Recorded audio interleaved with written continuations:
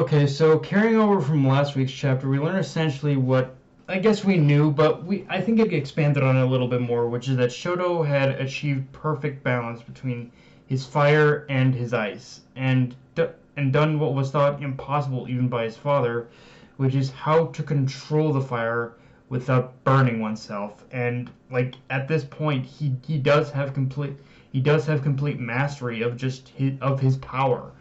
And I said this last chapter, but I'll say it here too. I like how it isn't just his father's power, it isn't just his mother, or even it isn't just Endeavor, or isn't just his mother Ray. That's the reason for this.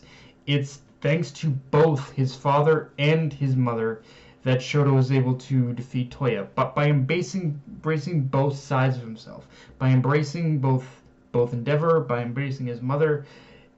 It's because of that he was even able to do what even Toya could not, which is basically he does have full mastery of his power. He doesn't have to fear about burning himself.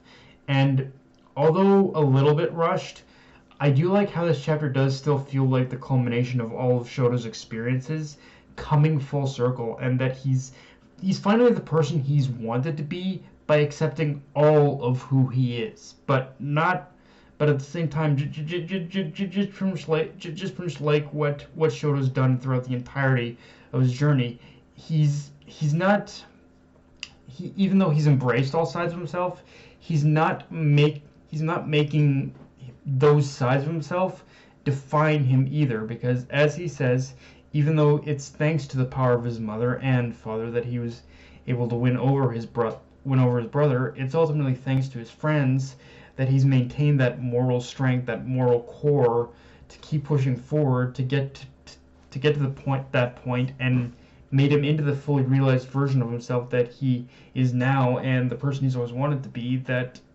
It's all thanks to his friends that he is that person now. Whereas with Toya, he just could never stop. He could just never stop dragging himself through.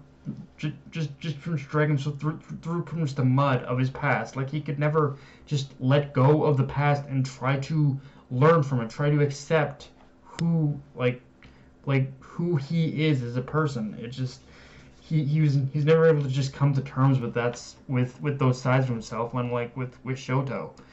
And now, with that being, and I do like how it just shows that, yeah, he really is it does show a bit of a sympathetic side of showing, yeah, he really is just a broken person inside when you get down to it. Now, with that being the case, I do admit the one problem I have with this chapter is kind of in the beginning part, because even though that whole beginning portion does serve its narrative purpose for Shoto on a personal level, the little exposition dump from Kaminari also kind of made me realize that what he just explained about Shoto's power should have been in a flashback. Like we should have seen how he achieved. We should have seen how is that Shoto had achieved all that without it needing to be explained. And I'm not talking like a chapter-long flashback, but just a small little glimpse into the training he underwent in order to achieve the current level of balance between his fire and ice. But because of Horikoshi's own problems he's had in balancing the pacing of the series after being forced to abandon large chunks of it, and just not being able to properly adapt without those elements, I think it's caused even the smallest problems like this to be a lot more noticeable. And honestly, with the battle, and like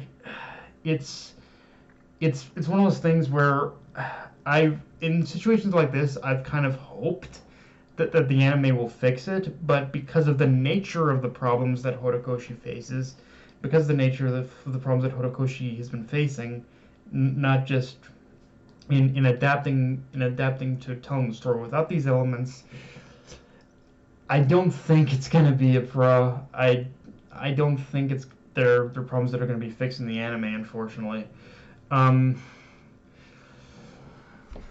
And honestly, with the battle over though, I'm hoping that maybe we get a like at least a small scene between Toya and Shoto to just talk before we flip back to the next fight, because I think Horikoshi can at least afford to do that much, at least just a small moment between the brothers that gives a hint of a developing bond, and them starting fresh would be nice. But again, I don't know. I'm hoping it happens, but yeah, like I said, again, I'm not sure. Usually, I usually have hope in situations like this that the anime adaptation can fix a lot of these problems. But again, because of the nature of the issues, I don't know how likely that even an anime adaptation can fix this. But yeah, all that aside, the chapter was perfectly fine, at least compared to what I thought was the amazingness of last week's chapter, which I stand by as one of the best chapters we got in this like weird post time skip era of the manga from like it was like the last chapter was kind of amazing from beginning to end in my opinion, whereas this one was more a good